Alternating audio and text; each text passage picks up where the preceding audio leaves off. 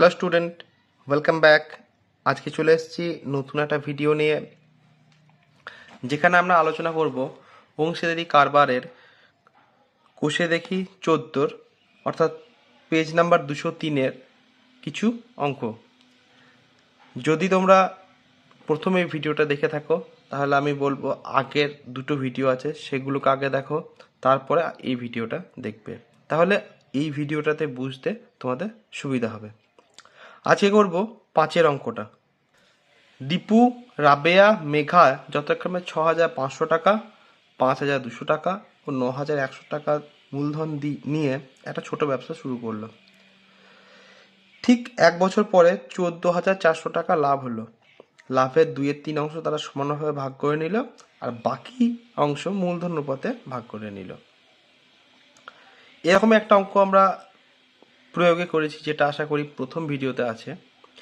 প্রথমে তারা মূলধন দিয়ে ব্যবসা করেছে, ব্যবসা করার পর তাদের 14,400 টাকা লাভ হয়েছে। সেই লাভের 2/3 অংশ তারা সমানভাবে ভাগ করে নিয়েছে, এবং বাকি যে লাভটা, মানে 2/3 অংশ বাদে যে লাভটুকু বাকি আছে সেইটা তারা মূলধনের অনুপাতে ভাগ করে নিয়েছে। তাহলে কি করব অঙ্কটাই?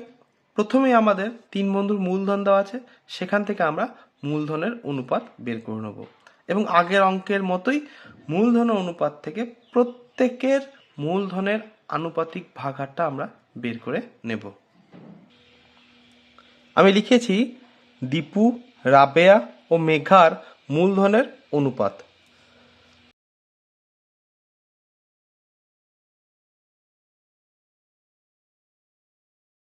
রাবেয়া, মেঘার মূলধন অনুপাত পেয়ে গেছি। এবার বের করে নেব দীপুর মূলধন আনুপাতিক ভাগার কত, রাবেয়ার মূলধন আনুপাতিক ভাগার কত, এবং মেঘার মূলধনের আনুপাতিক ভাগার কত।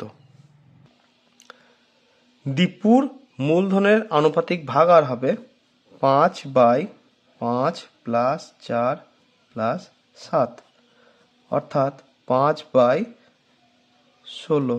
5 4 7 12 4 16 16। একইভাবে রাবেয়ার হবে 4/16, মেঘার হবে 7/16।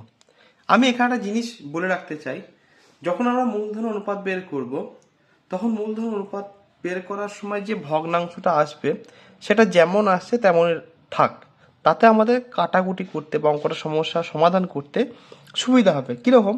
এই 4/16কে যদি আমি এখানে সমাধান করে বা আরও যদি সরল করে 1/4 নিয়ে আসি, তাহলে অঙ্কটাই সমস্যা সমাধানের সময় আমাকে আরেকটু বেশি ভাবতে হবে।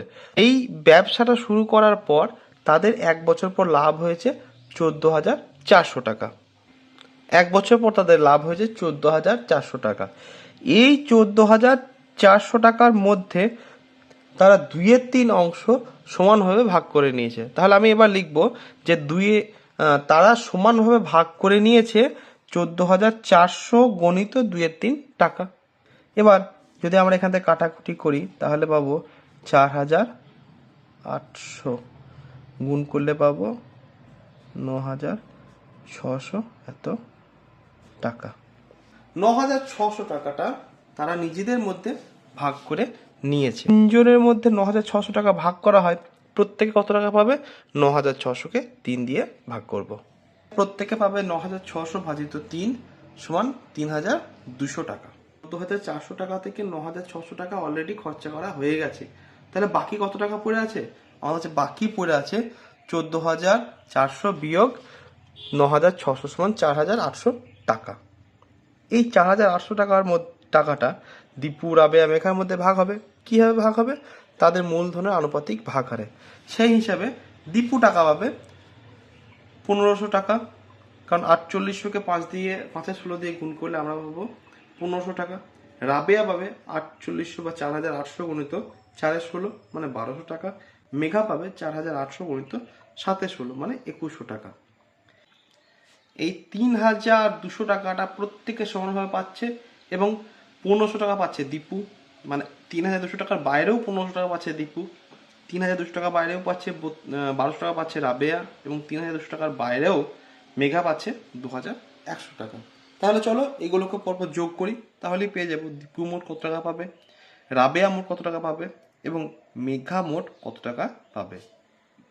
প্রাপ্ত মোট লভ্যাংশ 3200 টাকা, যে টাকাটা তা সবাই সমানভাবে পেয়েছে 3200 টাকা করে, প্লাস দীপু মূলধন অনুপাতে পেয়েছে 1500 টাকা, তাহলে মোট হচ্ছে 4700 টাকা।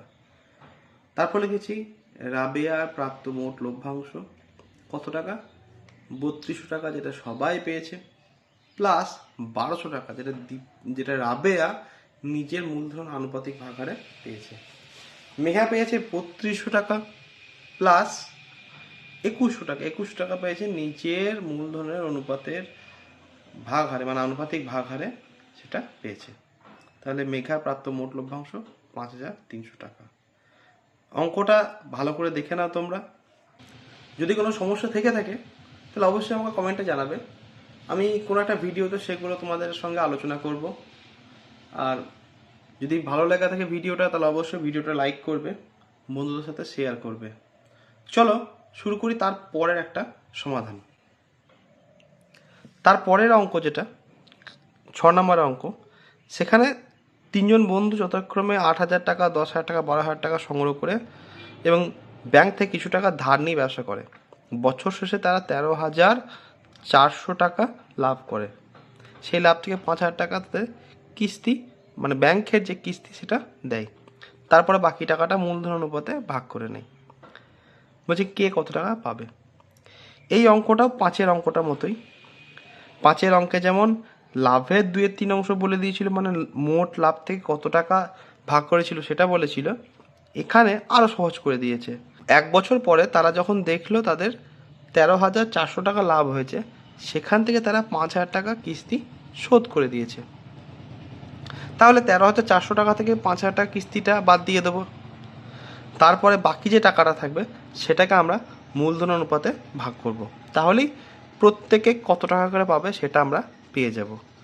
আশা করি এই অঙ্কটা তোমাদের করতে কোনো সমস্যা হবে না। যদি হয় অবশ্যই আমাকে জানাবে, আমি কোনো একটা ভিডিওতে সেটা করে দেবো। চলো এরপরে করব আর একটা অঙ্ক যেটা এইরকমই ভাবে করা হয়। এরপরে সমাধান করব 7 নম্বরের অঙ্কটা। পড়ে ফেলো ঝটপট কি আছে।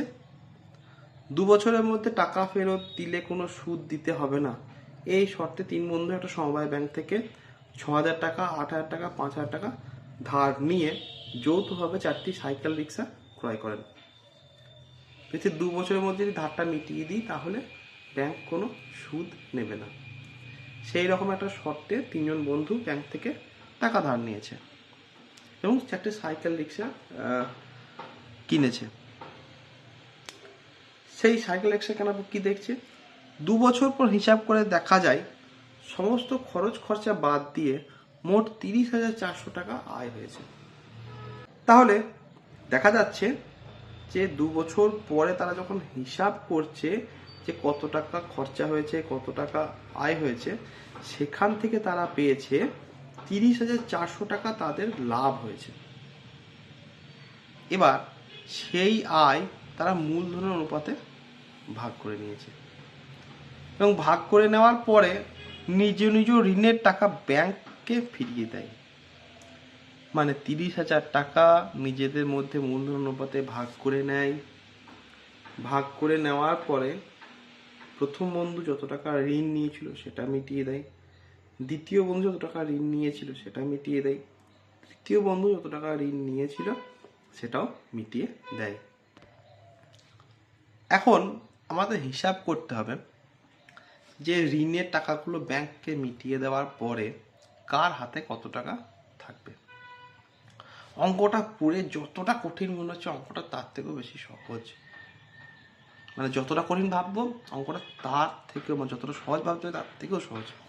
অঙ্কটা কিচ্ছু নেই, অঙ্কটাই শুধু আছে 3 জন বন্ধুর মূলধন দেওয়া আছে, সেখান থেকে মূলধন অনুপাত বের করব, সেখান থেকে মূলধনের আনুপাতিক ভাগার বের করব, মোট লাভ থেকে মূলধন অনুপাতে তারা জিনিসটাকে মানে টাকাগুলোকে ভাগ করেছে, সেই হিসেবে প্রত্যেকে কত টাকা পাবে সেটাও বের করে নিতে পারবো। সে বের করে নেওয়ার পর প্রথম বন্ধু যা টাকা পাবে সেখান থেকে তার ঋণ মানে 6,000 টাকা বাদ দিয়ে দেবো, দ্বিতীয় বন্ধু যত টাকা পাবে তার থেকে 8,000 টাকা বাদ দিয়ে দেবো। তাহলে আমি পেয়ে যাব যে প্রথম, দ্বিতীয়, তৃতীয় বন্ধু কত টাকা করে পাবে। তাহলে চলো অঙ্কটা এবার শুরু করি। লিখেছি প্রথম বন্ধু, দ্বিতীয় বন্ধু ও তৃতীয় বন্ধুর মূলধনের অনুপাত। কত টাকা? 6,000 টাকা প্রথম বন্ধু নিয়েছে। দ্বিতীয় বন্ধু ব্যবসায় দিয়েছে 8,000 টাকা এবং তৃতীয় বন্ধু ব্যবসায় দিয়েছে 5,000 টাকা। এখান থেকে সহজে অনুপাত পাচ্ছি 6:8:5। তাহলে এখান থেকে আমি প্রথম বন্ধুর মূলধনের আনুপাতিক ভাগাহারটা বের করে নিতে পারবো, দ্বিতীয় বন্ধুরও আনুপাতিক ভাগাহার বের করতে পারবো, তৃতীয় বন্ধুর মূলধনের আনুপাতিক ভাগাহার বের করতে পারবো।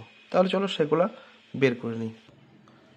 আমি লিখেছি প্রথম বন্ধুর মূলধনের আনুপাতিক ভাগাহার কত? 6/6 + 8 + 5, 6 আর 8 14, 5 19। দ্বিতীয় বন্ধুর কত হবে? 8/19। তৃতীয় বন্ধুর কত হবে? 5/19। 2 বছর পর তারা দেখেছে তাদের 30,400 টাকা লাভ হয়েছে। এই টাকাটা তারা নিজেদের মধ্যে মূলধনের অনুপাতে ভাগ করে নেবে। তাহলে প্রথম বন্ধু কত টাকা পাবে? এই 30,400 টাকার 6/19 অংশ। দ্বিতীয় বন্ধু পাবে 30,400 টাকার 8/19 অংশ। তৃতীয় বন্ধু পাবে 30,400 টাকার 5/19 অংশ। তাহলে চলো সেগুলো আমি এবার বের করে নিই। প্রথম বন্ধুর প্রাপ্ত লভ্যাংশ 30,400 গণিত 6/19। এখান থেকে কাটাকুটি হলে হবে 19 6 16 6 16 96 9,600 টাকা। দ্বিতীয় বন্ধুর প্রাপ্ত টাকা 12,800 টাকা। দ্বিতীয় বন্ধুর প্রাপ্ত লভ্যাংশ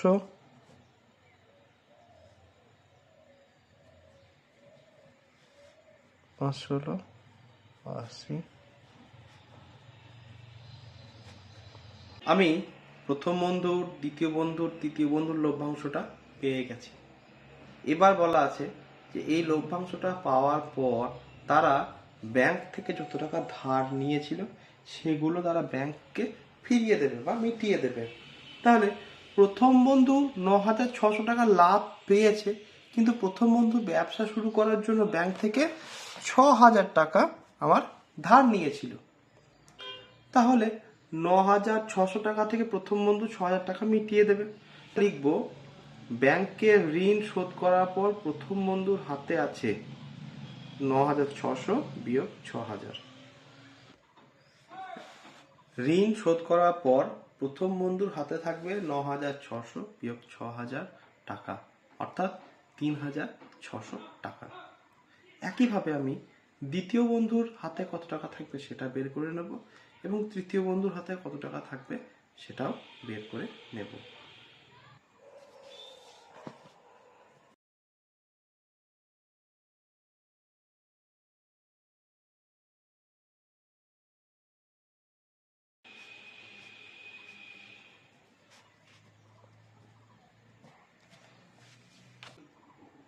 ঋণ শোধ করার পর 3 বন্ধুর হাতে কত টাকা থাকবে সেটা বের করে নিয়েছি।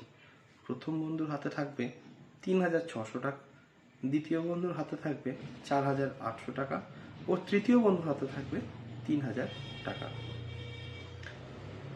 এখানে অঙ্কটার আমাদের একটা উত্তর সম্পূর্ণ হয়ে গেছে যে ব্যাংকের ঋণ শোধ করার পর প্রত্যেকের হাতে কত টাকা অবশিষ্ট থাকবে। তারপরেও একটা ছোট্ট জিনিস জানতে চেয়েছে যে যে টাকাটা তাদের হাতে থাকবে সেই টাকাটার অনুপাত কত।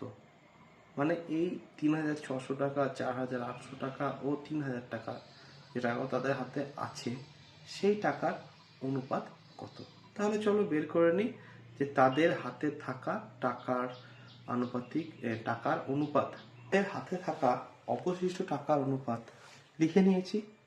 এখান থেকে পাচ্ছি 36:48:30, অর্থাৎ একে আমি 3 দিয়ে ভাগ করে লিখতে পারি 12:16:10।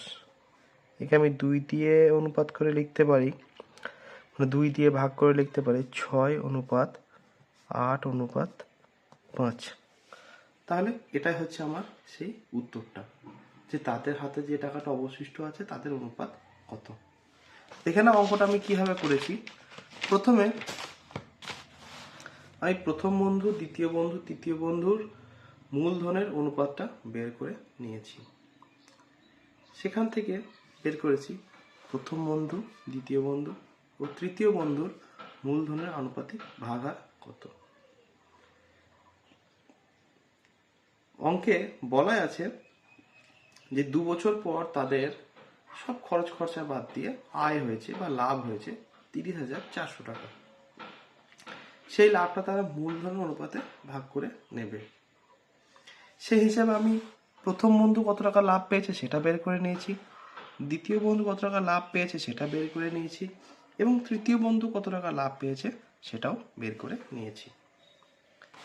এরপর বলা আছে যে লাভটা পাওয়ার পর তারা তাদের ব্যাংকের ঋণটা শোধ করে দেবে।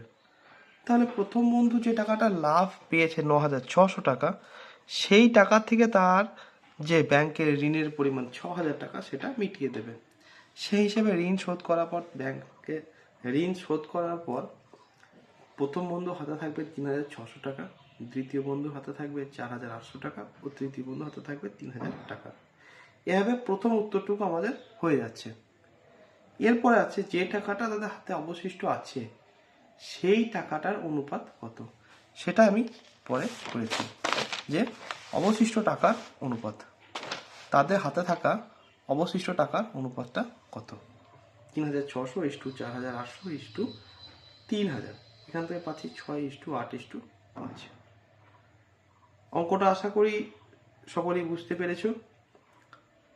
যদি ভালো লেগে থাকে ভিডিওগুলো তাহলে অবশ্যই একটা লাইক জানাবে, আর কোনো সমস্যা থাকলে সেগুলো আমার কমেন্টে জানাবে, আমি সেগুলো সমাধান করে দেবো। আর যদি চ্যানেলটা ভালো লেগে থাকে বন্ধুদের সাথে শেয়ার করবে, নতুন দেখলে চ্যানেলটাকে অবশ্যই সাবস্ক্রাইব করবে। আজ এই পর্যন্তই, পরের দিন আমি পরে কিছু সমস্যা সমাধান করব। ততদিন পর্যন্ত ভালো থাকবে।